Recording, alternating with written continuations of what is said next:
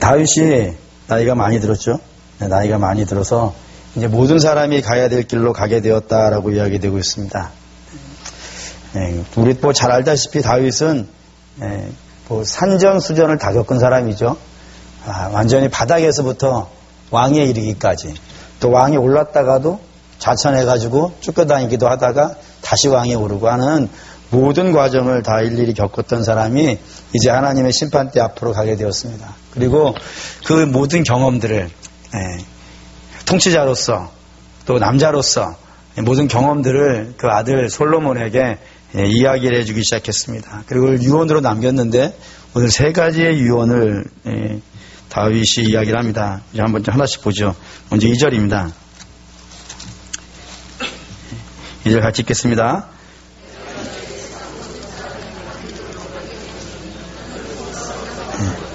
맨 처음 이야기한 것은 너는 힘써 대장부가 되라 라는 이야기였습니다. 왜 이 말이 필요하냐면은 다윗이라고 하는 사람은 사실 굉장히 자존감이 높은 사람은 아니었을, 솔로몬이라는 사람은 자존감이 그렇게 높은 사람은 아니었을 거라는 것이 일반적인 추정입니다. 왜 그렇게 추정을 하냐면 솔로몬에게는 두 가지 결정적인 약점이 있었기 때문입니다. 첫 번째는요, 불륜의 자식이었다는 거예요. 그게 아버지와 부인과 아들 세 사람 이 정도만 알고 있는 거 아니고요. 온 이스라엘이 다 알고 있는 겁니다. 온 이스라엘이 다 알아서 심지어는 다윗이 불륜 정도의 개념이 아니라 우리아라고 하는 다윗의 충신을 죽이고 그의 부인을 뺏은 거잖아요. 그렇기 때문에 모든 백성들이 그걸 얼마나 꼴사납게 보겠어요. 얼마나 나쁘게 보겠어요. 그러니 그 눈총을 왕한테는 할 수 없을 것 아니겠습니까? 왕은 절대 권력을 가지고 있는 자니까 그에게는 잘 못할지 모르지만 맨날 그 꼬마 솔로몬이 지나고 다니면요, 저 녀석이 그런 녀석이라고 늘 손가락질 당하지 않았겠습니까? 그러니 당연히 솔로몬이라고 하는 사람은 그렇게 좀 자신감이 넘칠 수 있는 사람이 아니고 늘 위축되고 숨어 있을 수밖에 없는 그런 자녀로 컸을 거라는 것이 추정이고요. 두 번째는 그런 것을 모든 이스라엘이 알고 있기 때문에 다윗이 왕이 솔로몬이 왕이 될 거라고는요, 아무도 생각하지 않았다 이거예요. 뭘 보면 알 수 있냐면 이거 보시죠. 1장 5절에서 9절을 읽을까요?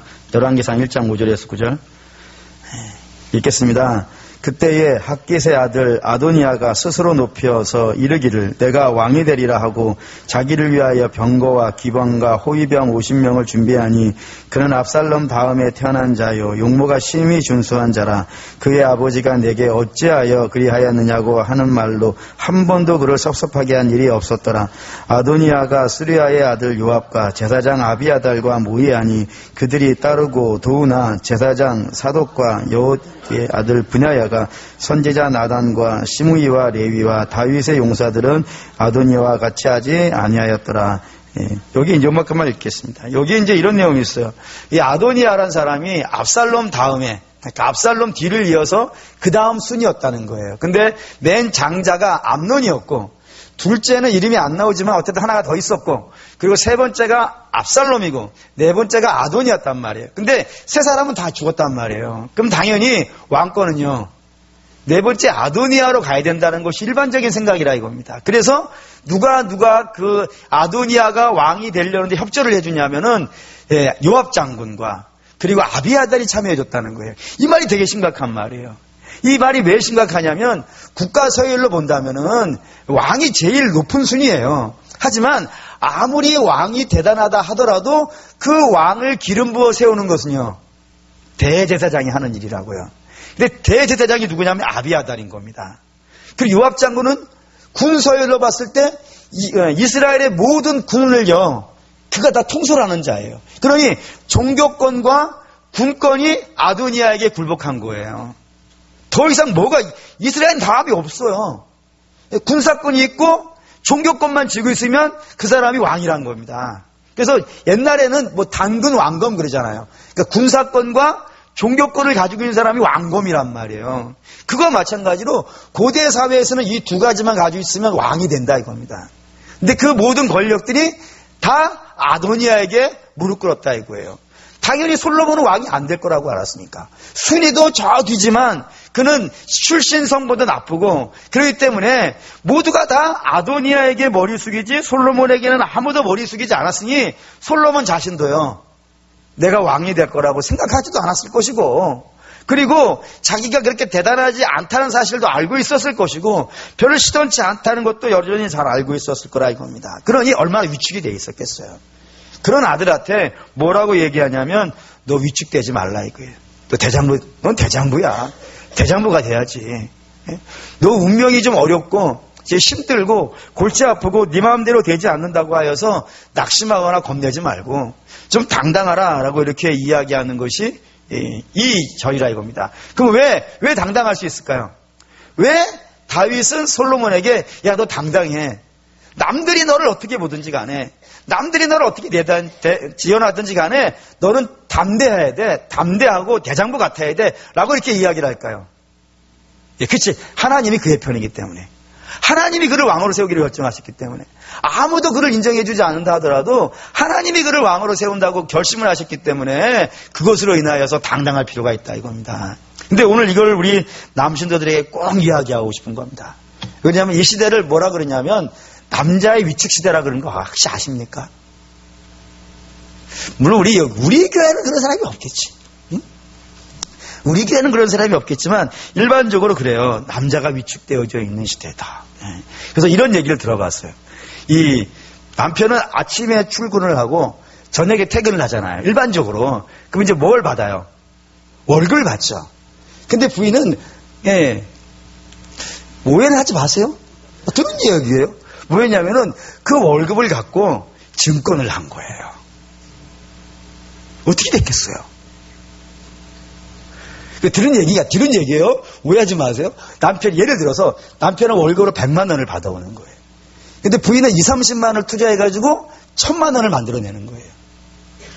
그럼 누가 나은 거예요? 요즘 뭐 그런 얘기 들어보셨습니까? 예전에는 사법고시를 보면은 여성의 합격 비율이 10% 20%였다는 거예요. 근데 지금은 50% 넘는다는 거예요. 물론 우리 여신들이 훌륭하기 때문에 그렇게 생각을 하지만 남자들이 점점점 옛날에 어마어마했지 않습니까? 뭐 가부장이라고 불릴 정도로 대단한 힘과 권력이 있었는데 직장에서도 그렇게 대단한 인정을 받지를 못하고, 그렇죠? 그리고 집에 오면 대접을 잘 받습니까? 우리 한번 아멘으로 한번 결정해 봅시다. 우리 남시대 여러분, 집에 가면 대접을 잘 받습니까? 들리는 거는 신모시기 집사님. 그 대접을 우리 잘 받는 걸로 알고 있는 분, 대접을 제대로 못 받는 모양이죠? 저라면 뭐라 그럴 것 같으세요? 마음대로 생각하십시오. 집에 가도 심지어는 이런 얘기도 들어봤어요. 아버지가 집에 딱 들어오면 자식들은 다 방으로 들어가는 거예요. 그런 애들은 다 데리고 오십시오. 제가 머리를 개조를 시키겠습니다. 그래서 직장을 가든 집을 가든 남신도들이 참 외롭다는 생각들이 이제 많이 들어가요. 근데 여러분, 오늘 남신도 신예배니까 우리 분명히 우리 남신도들은 이 말씀을 기억합시다. 창세기 12장. 창세기 12장.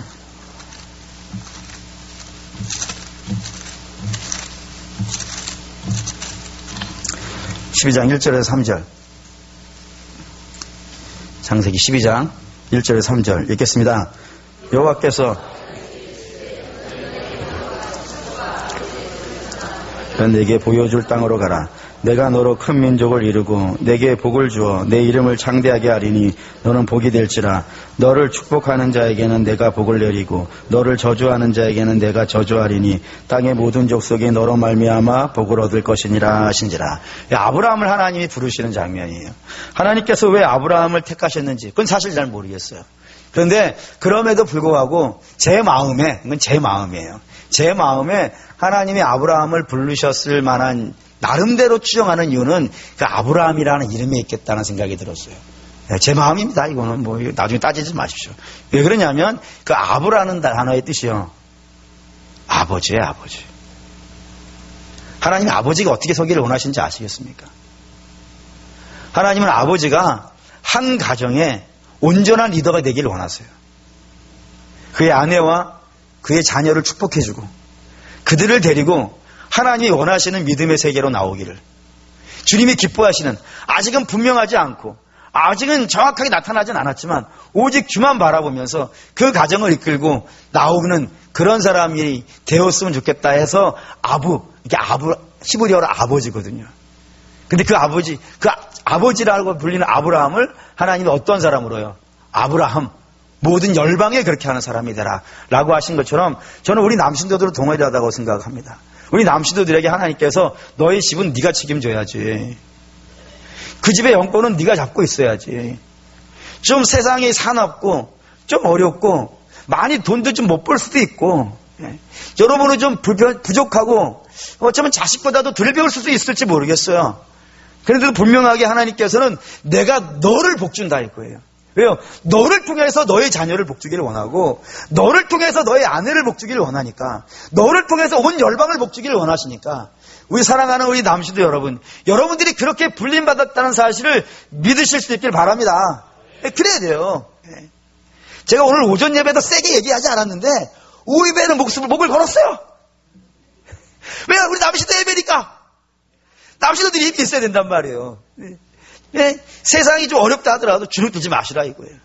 남들이 여러분들을 어떻게 보든지 간에, 나이가 얼마든 그렇게 어디 보든지, 힘이 있든 돈을 벌든 못 벌든 어떠하게 여러분들을 본다 하더라도 힘써 그 모든 것들을 이겨갈 수 있는 그런 분명한 대장부와 같은 남성들 되시길 바랍니다. 그래서 여러분들의 가정을, 또 여러분들의 교회를 스스로 책임지실 수 있는, 맡겨진 직분에 대해서만큼은 충분히 책임지고 그 일일이 안수해주며 갈 수 있는 그런 남친도 되길 바랍니다. 두 번째, 여기 3절에서 4절, 열왕기상 2장 3절에서 4절 읽겠습니다. 내 하나님 여호와의 명령을 지켜 그 길로 행하여 그 법률과 계명과 율례와 증거를 모세의 율법에 기록된 대로 지키라. 그리하면 내가 무엇을 하든지 어디로 가든지 형통할지라. 여호와께서 내 일에 대하여 말씀하시기를, 만일 내 자손들이 그들의 길을 삼가 마음을 다하고 성품을 다하여 진실이 내 앞에서 행하면 이스라엘의 왕위에 오를 사람이 내 뒤에서 끊어지지 아니하리라 하시는 말씀을 확실히 이루게 하시리라. 아멘. 두 번째 한 말씀이 이겁니다. 너는 말씀을 묵상하라. 하나님 말씀을 가까이 놓고 그 말씀을 기록된 대로 지켜 행하라. 이렇게 얘기하신다 이겁니다. 근데 이 이야기 어디서 들어본 것 같지 않습니까? 네, 비슷한 얘기 하나 있습니다. 여호수아입니다. 여호수아 1장 가시죠. 하나님께서 여호수아에게 하신 말씀이 이와 동일합니다. 여호수아 1장 7절에서 8절.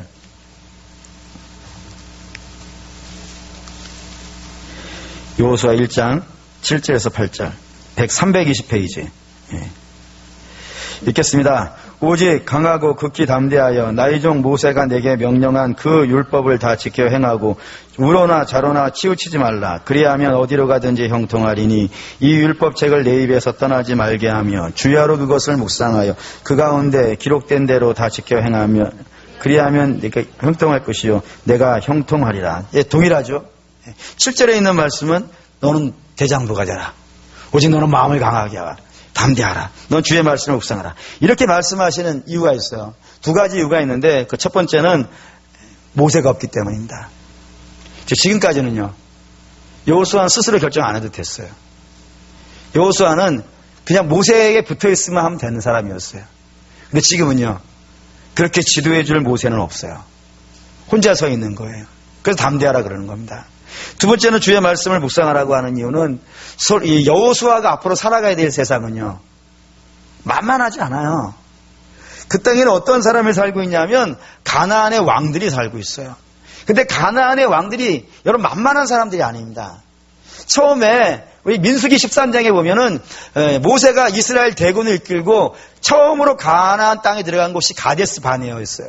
그때 그들이 무엇을 보고 낙심을 해요? 아낙 자손을 보고 낙심을 해요. 그들이 강한 사람이고 강한 민족이기 때문에 낙심을 한 거예요. 근데 가나안은요, 아낙 자손이 짱이 아닌 거예요. 아낙 자손은 저 밑에 있는 종류의 사람이란 말이에요. 실제 이스라엘의 최고의 강력한 왕들은 전부 다 어느 쪽에 살고 있었냐면 북쪽에 살고 있었단 말입니다. 남쪽은 험지고 북쪽은 초지란 말이에요. 좋은 땅이니까 강한 왕들, 하솔왕 같은 왕들은 다 북쪽에 살고 있던 왕들이라 이겁니다. 그러니 지금 처음에 만났던 사람도 무서워 죽을 판인데 앞으로 만나게 될 왕들은요, 더 어마어마한 자들이 거기에는 많이 있단 말입니다. 뿐만 아니라 요단강도 있죠. 또 뿐만 아니라 같은 성도 있죠. 여호수아가 만나야 되는 곳이 만만하지가 않아요. 그래서 마치 칠흑과 같이 어두운 곳을 걸어가야 될 만큼 만만하지 않은 상황이 가나안 상황이라고요. 근데 그런 가나안을 걸어갈 때 뭘 붙잡고 가라고요? 하나님 말씀 붙잡고 가라고요. 그래서 묵상하라 그러는 거예요. 왜요? 하나님 말씀 우리에게 5가지를 줍니다. 더 있겠지만 오늘 제가 묵상한 건 5가지였어요.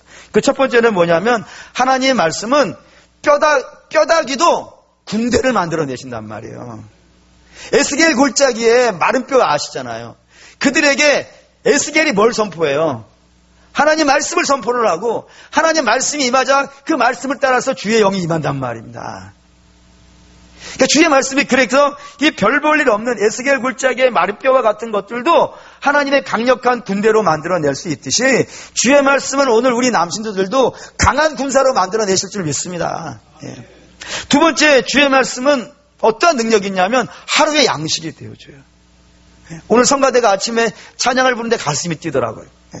만나로 아침에 만나로 말이죠. 여러분 무엇을 그 마음에 공급받느냐에 따라서 달라집니다, 여러분. 이런 거 한번 해보세요.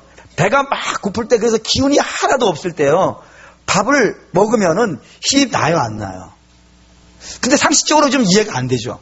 밥을 먹고 그 밥이 좀 소화가 돼서 에너지로 가고 뭐 이래야 힘이 날 것 같잖아요.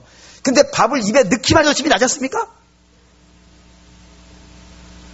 전혀 동감이 안 되시는 모르겠지만 밥을 보기만 해도 눈이 바짝바짝 빛나잖아요. 육신의 밥도 그래요. 근데 영혼의 밥은요, 신령한 젖은요, 여러분 우리의 마음을 살아갈 수 있는, 여러분 이 땅에 무엇으로 소망을 갖고 살아갈 수 있겠습니까? 하나님의 말씀이 우리의 소망이 되는 줄 믿습니다. 그 말씀이 우리 안에 꼬박꼬박 차곡차곡 채워지면 말이죠, 이스라엘도 40년간 아침마다 만나가 말씀을 상징하는 것이잖아요. 40년간 하루도 빼지 않고 아침마다 주의 말씀을 묵상한단 말입니다.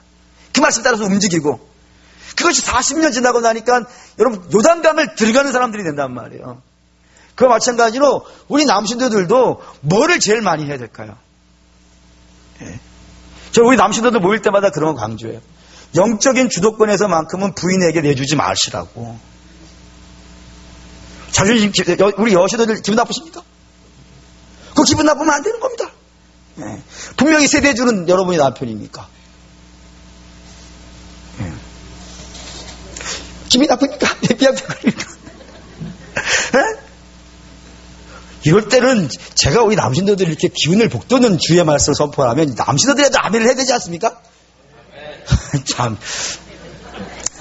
우리 여신도들 쳐다보는 눈빛을 내가 이기는 소리를 열고 있는 중인데 여러분이 이런 협조를 안 해주면 어떻게 하겠습니까? 예? 우리 여러분들의 집에 세대주는 남신도로 돼 있단 말이에요. 예. 아, 역시 옆구리라도 찔러서 아멘을 받으니까 할렐루야가 납니다. 그렇습니다. 하루의 양식을 받으십시오. 예. 아침마다 주의 말씀 묵상하시고, 예. 그리고 그 말씀을 여러분들의 영혼의 양식 삼으셔서 영적인 힘을 기르십시오. 그게 여러분들을 그 가정에서 흔들리지 않는 세대주로 세워줄 줄 믿습니다. 세 번째는 주의 말씀이 뭘 하냐면 길을 안내해줘요. 주의 말씀 발등상의 불이라고 했습니다. 이걸 우리식으로 말한다면 후레쉬를 말해요. 랜턴. 아무리 깜깜한 밤이라 하더라도 랜턴 하나만 들면요, 그 길을 지나갈 수 있다고요. 근데 주의 말씀은 그 앞을, 그 말씀 자체가 빛이지 않습니까? 그 빛이 나오는 거예요. 그러니까 주의 말씀을 붙잡고 가면은 세상 사람들하고 다른 삶을 살 수 있습니다. 세상 사람들은 자기 욕심대로 살아가다가 다 때가 되면 구렁텅이에 빠지는 거예요. 하지만 주의 말씀을 붙잡고 가는 성도들은요, 아무리 험로가 있고 아무리 사망의 음침한 골짜기가 있다 하더라도 그 길을 능히 아름답게 지나갈 수 있습니다. 주의 말씀이 길이 되어주고 주의 말씀이 빛이 되어주기 때문입니다. 그런 것이란 말입니다. 네 번째는 주의 말씀을 자꾸 묵상하라고 하는 이유는 뭐냐면 하나님의 말씀이 우리를 온전한 사람으로 만들어내기 때문이에요. 오늘 아침 읽었어요. 모든 성경은 하나님의 감동으로 된 것으로 교훈과 책망과 바르게 함과 의로 교육하기에 유익하니 이는 뭐 때문이라고요? 하나님의 사람으로 하여금 온전하게 한다 이거예요. 선한 일을 하는데 부족하지 않은 사람으로 만들어낸다는 거예요. 하나님 말씀 자체가 능력이 있어서 그래요. 그건 살아있는 거예요. 그 죽어있는 글이 아니에요. 우리는 눈으로 글을 보지만 우리가 눈으로 글을 보지만 그 글은 글이 아니라 살아있는 능력이 하나님 말씀이라 이 말입니다. 그래서 그 말씀이 우리 안에 들어온 말이죠. 우리의 삶을 다 개조해버려요. 하나님의 사람으로 하여금 온전한 삶을 살아갈 수 있도록 그 힘이 주의 말씀에 있다 이겁니다. 그렇기 때문에 주의 말씀을 묵상하라는 것이고, 다섯 번째는 이게 제일 중요하다고 생각하는데 주의 양만이 주의 음성을 듣습니다. 요한복음에 그랬죠. 요한복음 10장에 보면 내 양은 뭐를 안다고요? 내 음성을 안다고요. 이게 사랑의 음성 아닙니까? 불러내는 음성이고 축복의 음성이고, 그 양이 다 똑같대요. 양이 다 똑같이 생겼는데 우리는 보면 이 양이 이 양이고 이 양과 김양과 박양이 다 똑같잖아요. 안 그렇습니까? 다 똑같아요. 근데 목자는 아무리 똑같은 양이 있다 하더라도 자기 양을 안다는 거예요. 그래서 부른대요. 그냥 이스라엘은 공동우리가 있다는, 공동우리가. 유목민이니까 아무데나 둘 수 없어서 마을에 가면은 공동우리가 있어서 거기에 다 썰어 넣는다는 거예요. 저쪽에서 온 양, 이쪽에서 온 양을 다 집어넣어서 한 군데 넣어놓는다는 거예요. 그리고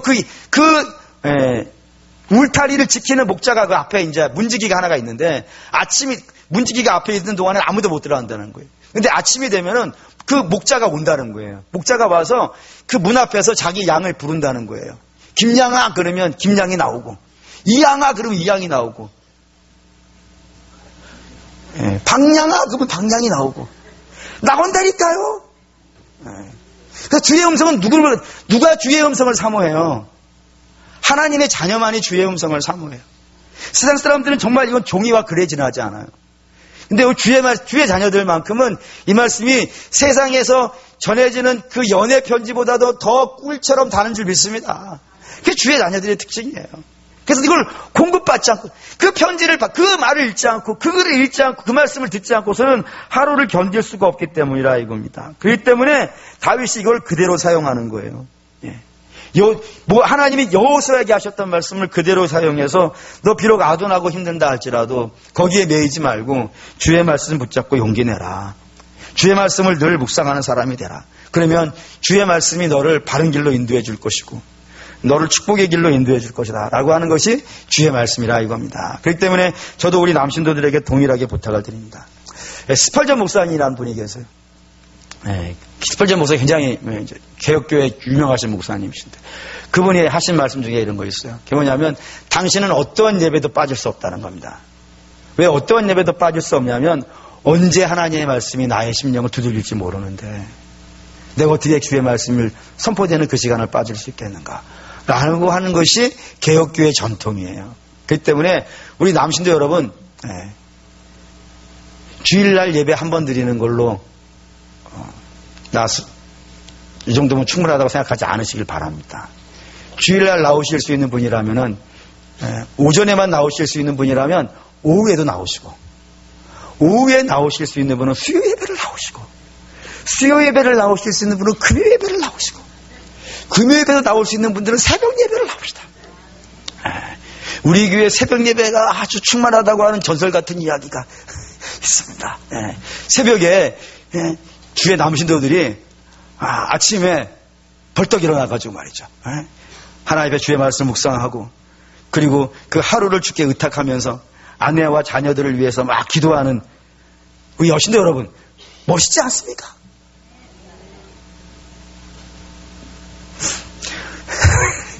멋있습니다. 그게 성도의 모습이에요. 그러니까 주의 말씀을 그렇게 사모하시면서 늘 읽으시는 여러분 되시길 바랍니다. 세 번째 얘기하는 것은 5절에서 9절인데 여기에는 이제 이런 내용이 있어요. 요압을 제거하고 바실레의 아들을 축복하고 시므이를 가만히 두지 말라. 이 세 가지 이제 누가 해야 될 일 세 가지가 있습니다. 근데 왜 이걸 쓰냐면 이유가 있어요.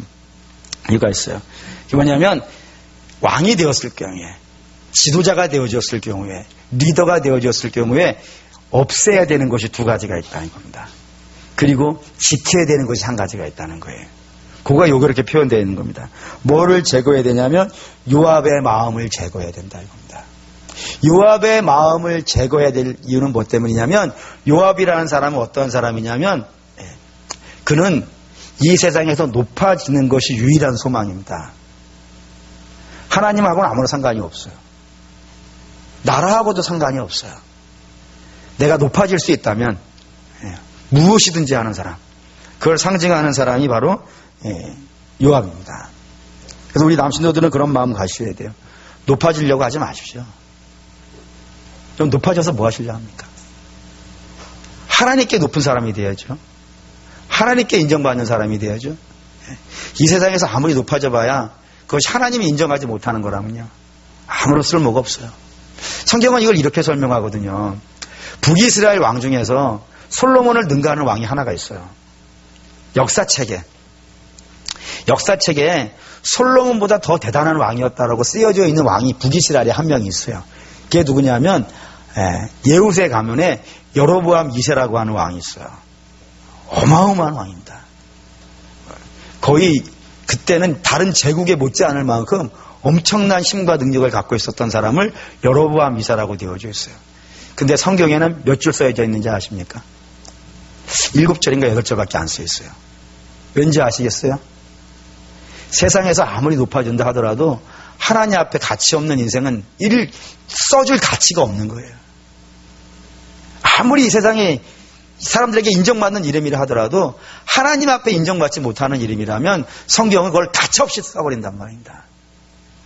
반면에 우리가 뭐 잘 알고 있는 왕들 있죠. 뭐 아사왕이라든가 히스기야라든가 뭐 요시야라든가 되게 약한 왕들이에요. 실제로는. 근데 성경을 어마어마하게 쓰죠. 하나님께 인정받는 사람들이 되십시오. 하나님께 인정받는 사람이 되는 것이 복이지, 하나님께 받지 못하고 세상에서 많이 가지고 있다고 해가지고 그게 복 있는 인생이 아닙니다. 그러니까 그런 세상에서 높아지고 더 많이 갖고 이런 마음들은, 믿음의 리더들은 그걸 버려야 돼요.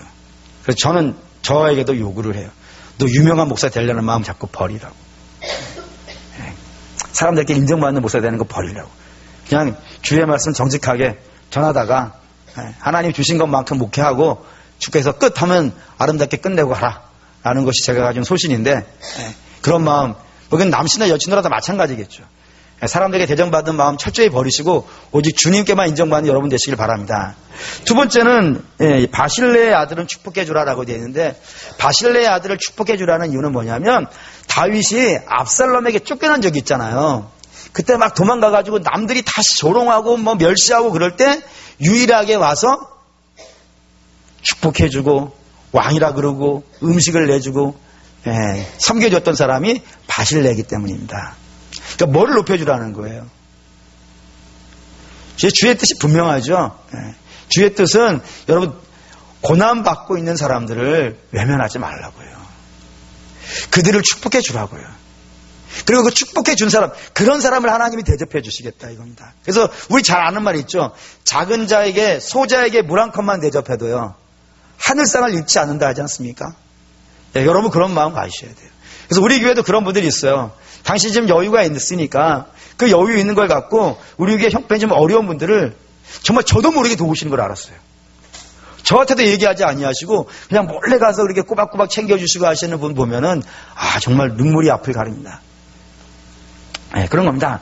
그러니까 여러분 우리가 옆에 있는 분 축복해 줄 때도 성의 없게 하지 마시고, 물론 여기 계신 분 성의 없게 하지 않지만 정말 축복해 주시고 온 마음을 다해서요.